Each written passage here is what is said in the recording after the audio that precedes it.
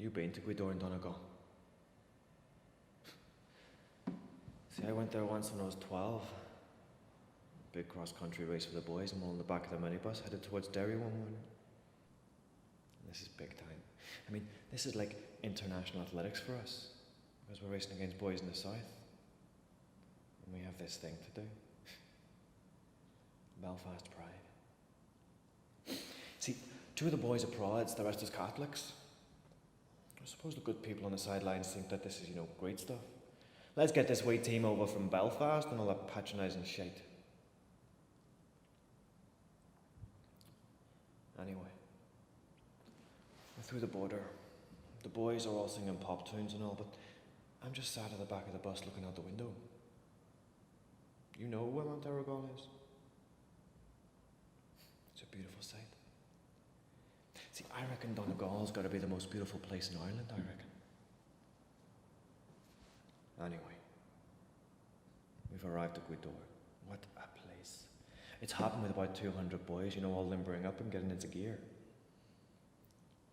See, the whole event is run by Christian Brothers, and they're just clipping wee lads behind the ears, basically trying to maintain some order. Our team go off for a wee jog, stretch out the legs. We're surrounded by fields of barley, and so we dip into a wee valley with this stream and a wood running through it. Now, the woods and the stream, they're out of bounds to us. But naturally, us being Belfast lads, we have to go and check them out. See, the woods and the stream, it's like the Amazon. Anyways, we come across these young fellas from Cork, and there's some banter going on about our accents. I mean, they could barely talk. We couldn't understand a single word they were saying. We had this feeling they were lording it over us a wee bit, I was sensing it anyways.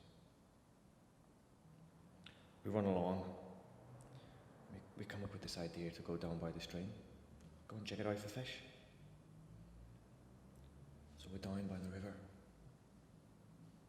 There's 1.5 feet of water, a few silverfish, nothing substantial.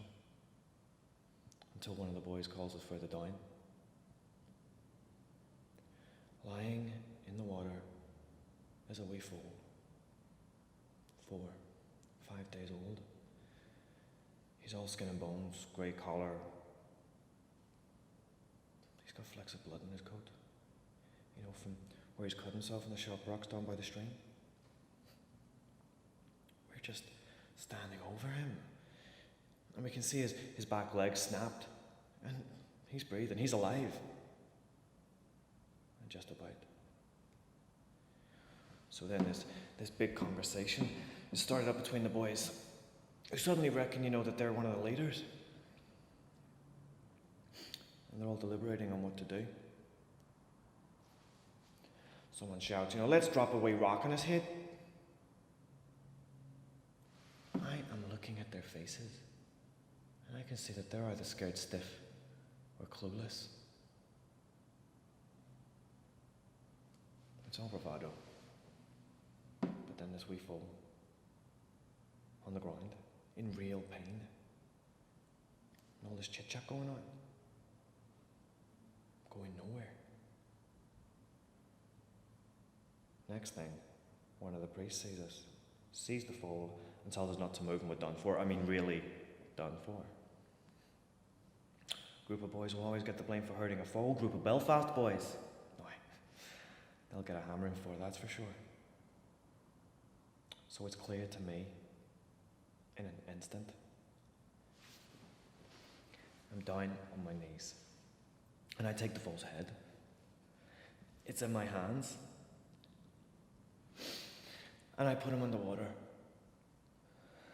He's thrashing about a wee bit, but, to start, so I press down harder, and harder, until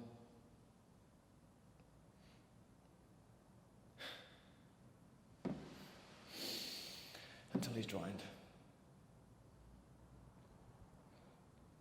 The priest arrives though. He's grabbing me by the hair, dragging me through the woods, promising promising, a real proper hiding. But I knew I did the right thing. I knew I did the right thing for that wee fool. And I could take the punishment for all our boys. You see, I had the respect for them other boys now. And I knew that. I'm clear of the reasons, you see. I'm clear of all the repercussions. But I will act. And I will not stand by and do nothing. You hear?